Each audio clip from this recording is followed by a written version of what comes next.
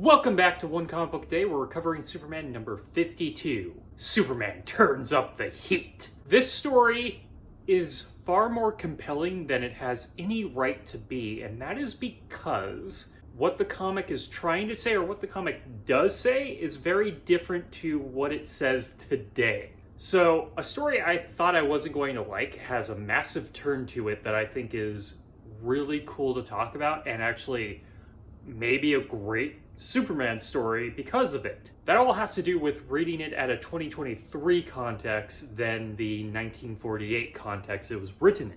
So a farmer is looking for Superman in Metropolis. He is from the small town of Turnip Center. He inadvertently saves Clark from being run over by a car, which the joke is that he wasn't going to be run over by the car. The car was turning at the time, so it was never going to hit Clark. He reveals this to Clark, and Clark gives him the advice of putting an ad in the Daily Planet, a way that people have gotten Superman's attention in the past, though he's already gotten Superman's attention. After the ad works, the farmer talks about the Daily Planet in a way that feels like an advertisement for the Daily Planet, a newspaper that does not exist. It's really wonderful in that way. Like, the writing is specifically like, man, how about that Daily Planet? It really works. So, what this story is about is Superman is then called to Turnip Center, which has a massive glacier on the mountain that's right next to them. Though the glacier is very beneficial to them, it contains all the water that used to belong in a river that was there thousands of years ago. You know how nature works. They want the river back because this will create business for them and they will see massive profits. It will help the town grow. And this is not exactly a job for Superman, but he likes to help. And that's actually what this story is supposed to be about. It's about Superman learning to say no sometimes, and that's completely fine. No one's in danger. This town doesn't seem all that bad off. They never say anything's bad off. They just want to make the city better with better profit. When talking about the glacier, they do talk about all the good the glacier does. And this is where I thought I was going to be annoyed. They have him use his powers to melt the glacier and restore the river. And they have him make the river deeper so it works better. So I thought I was going to be annoyed because I thought the story was about how they screwed with nature to make their business better. You know, a climate change story where they just do this, and we know this is a bad thing to do now, but they'll just get away with it. But then this story takes a turn, and this is what it makes it so compelling.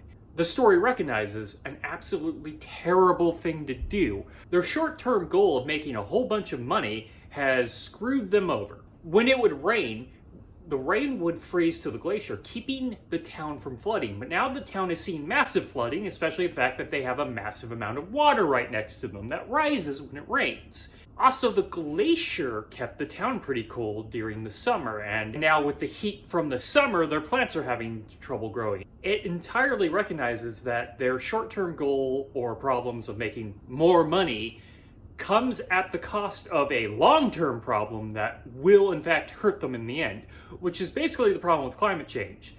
We can't do anything about climate change because of a whole bunch of short-term problems, but that long-term problem of allowing climate change to keep getting worse is going to bite us in the ass in the end. This just happens way more instantaneous to them. So Superman has to restore the glacier, but instead of putting the water back up, they get their cake and eat it too. He goes and grabs some glaciers from the Antarctic, which is not great either. He's just adding more water to the land, which is part of the problem because when it melts, it's going to end up on the land and it goes into the water and the seas rise.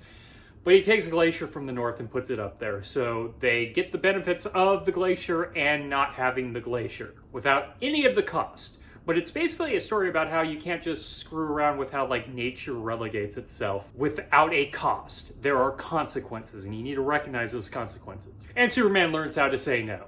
That's the less interesting part.